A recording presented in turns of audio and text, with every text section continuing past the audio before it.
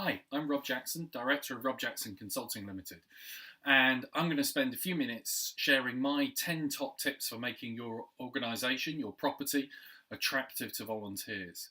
And this session, which I run as a conference workshop, has its origins in a book that I worked on in 2007 called Turn Your Organisation into a Volunteer Magnet. And if you go to my website, www.robjacksonconsulting.com, go to the publications page, you can download a free copy of the Turn Your Organisation into a Volunteer Magnet workshop there, so that you can read the tips and information provided at your leisure.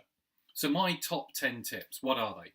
Top tip number 1 is be passionate about the work of volunteers. The late John Ramsey once asked, are you excited about the opportunities you're offering to volunteers and the difference they will make? And really, the answer to that question, if we want to be effective at attracting volunteers, has to be yes. If we, as the leader and manager of volunteers, are not passionate about the volunteers and the contribution that they're going to make in our organisation, then that lack of enthusiasm will reflect to others. If we are enthusiastic, if we are passionate, that will help inspire other people to want to volunteer at our properties with our organisations. Second tip is give great customer service.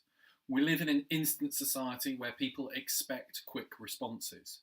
Some of you may be old enough to remember the days when, if we bought something on mail order, it was normal terms and conditions to expect delivery within 28 days. These days we get nervous if something's not with us within 24 hours. We have to be able to meet the expectations that people out there in the wider world have from their experience of dealing with corporate brands and what have you in terms of customer service. Just because we're a charity or a voluntary group doesn't give us any excuse. 2 very, very quick tips for how you can deal with that. First of all, if you're taking volunteer inquiries by email, just simply set up an out-of-office message that says, thank you so much for inquiring about volunteering. We're currently taking 48 hours, however long, to get back to inquiries. At least you're managing their expectations. You can do the same thing, by the way, with outgoing messages in voicemail. Another tip might be to actually get a team of volunteers working alongside you as the leader and manager of volunteers to help handle inquiries, to deal with that workload so that you can turn responses around quickly. We need to make sure with customer service that we're attracting volunteers, not repulsing them, not turning them away because we're not meeting their expectations of good service. Tip 3, really obvious one, regular thank yous. Making sure that we don't just save our thank yous for Volunteers Week or International Volunteers Day, but that we're making our thank yous regularly and that we're making them appropriately for what people have actually achieved. And just a little word of warning, when volunteers tell you they don't want to be thanked, don't believe them. Try not doing it and see how attractive that makes you. Volunteers will say that, but it's just about making sure that the thank you is done in the most appropriate way. Tip 4 is, I think, actually some of the core of what makes for good volunteer engagement and making our organisations attractive, which is providing meaningful opportunities. Imagine that this evening or at lunchtime today, you're going out for a meal. You've got the anticipation of a really good meal, lovely food, great ambiance, fantastic company. You get there and maybe the company's still great, but the food, the ambiance was a letdown. You leave feeling underwhelmed, poorer than when you went in, probably still hungry, and more than likely vowing never to go back again. Opportunities are to volunteering what that food and dining experience is to eating out. We need to make sure that the opportunities that we're providing make the most of people's time and give them a real opportunity to make a difference. If we can do that, then we're going to make our roles and our organisations attractive because we're going to give people a great volunteering experience. Tip 5 is be flexible. Many organisations are increasingly reliant on a small pool of dedicated volunteers who commit large amounts of time to the organisation. The living embodiment, if you will, of if we want something done, then we need to ask a busy person. But people won't volunteer like that these days, at least initially. What we know is that people want shorter term, more flexible, adaptable volunteering experiences. Ones that we can upscale over time, certainly, but we have to have that flexibility built in right at the start.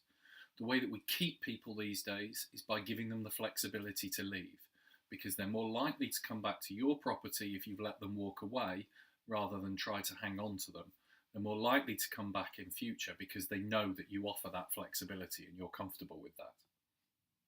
Tip 6, really simple and straightforward. I'll do it very quickly. Provide expenses. Provision of expenses is quite often just seen as a budgetary issue. It's not. It's about equal opportunities and it's about diversity. It's about making sure that people aren't out of pocket as a consequence of their volunteering.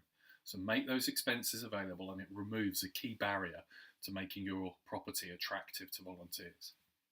Tip 7, get volunteers to attract other volunteers. Word of mouth has always been a really powerful form of volunteer recruitment. We've always underestimated its value. Social media helps us take that and, as Eric Qualman says in his book Socialnomics, turn word of mouth into world of mouth. So how can you maximise the potential of the power of personal recommendation to make your property and volunteering with the National Trust more attractive? Do your volunteers know that you want them to ask friends and relatives about volunteering with you? Do you give them the resources to do that, like leaflets and flyers, simple things that can make a world of difference? Tip 8, go social. People want to volunteer to meet people, make friends and engage in groups, and yet many volunteer opportunities are still geared around the individual or one or two people. Look at your property. What could you do to provide group volunteering opportunities for families, for teams of employees, for groups of strangers who want to meet new people? How can you create those group volunteering opportunities that will attract more people in, because that's increasingly what people want from their volunteering?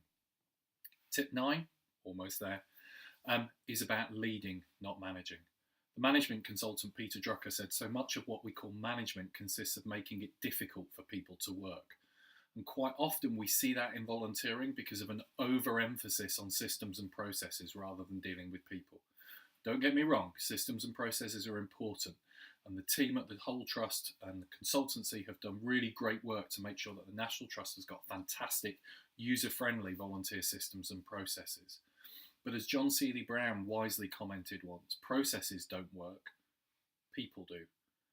And so what we need to do as leaders of volunteers is to simplify, to empower, to inspire people by focusing on them as individuals and releasing their skills and talents, rather than focusing always on the systems and processes and the box ticking.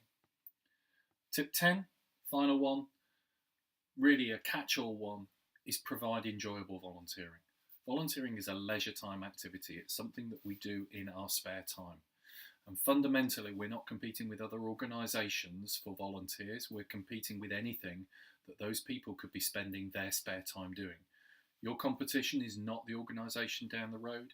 Your competition is whether or not somebody would choose to volunteer with you rather than spend time with family, friends, travel, go to the cinema, go to the sports game.